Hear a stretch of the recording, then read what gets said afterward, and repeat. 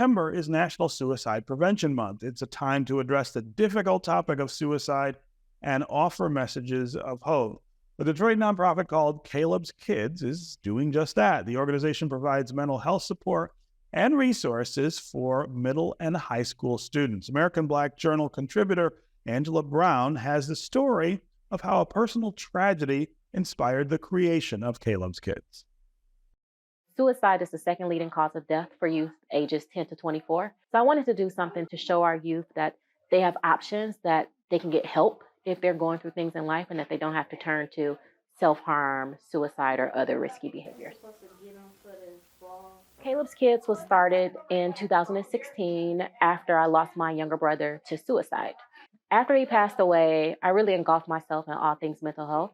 And so in doing so, I learned how much of an issue it was for our youth. The workshops that we do, they teach the youth about mental health. So they teach them how to recognize when something's going wrong in their life, how something is going wrong in their minds and in their bodies. It also teaches them different coping skills. So how do you cope when something is going wrong? And when you're coping, if it's not getting better, it gives them the resources of where to go to get help. It helped me to feel like just be patient, everything will be okay, and you don't have to like be sad all the time. Miranda, I don't know if you like as you're creating your vision board, you want it to be something that represents you. So some of the things you can think of. In my former life, I worked in human resources. So I was an HR manager at like a Fortune 50 company. And in doing that, I focused a lot on wellness and morale and engagement. So oftentimes I would have to help my employees work through different stressful activities that may be going on either within the workplace or outside of the workplace, or even helping them work through some mental concerns that they have had personally, or even suicidal employees who have confided in me that they wanted to end their lives.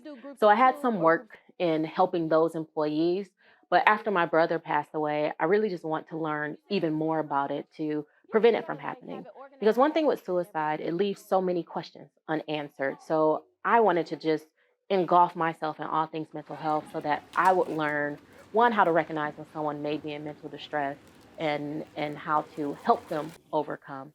So with both of those, with my work experience as well as the research after my brother passed away, I'm still learning, but those are the two biggest things that have impacted how much I know about wellness and mental health.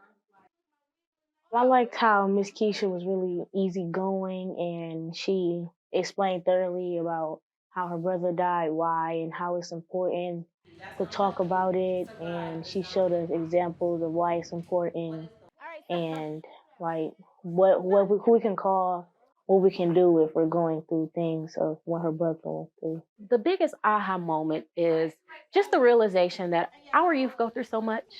There's different levels of trauma that our youth go through. And in the African American community specifically, like our youth have a higher predisposition to being exposed to some of those stressors that may cause someone to be depressed or have anxiety or have panic attacks or having PTSD.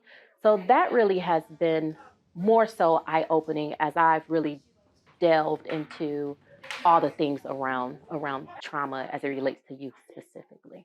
I am enough because I believe in myself, and I am enough because I know that the power to accomplish anything in life is within me. It's amazing, like it's the best experience, and it will definitely help you. 2, 1.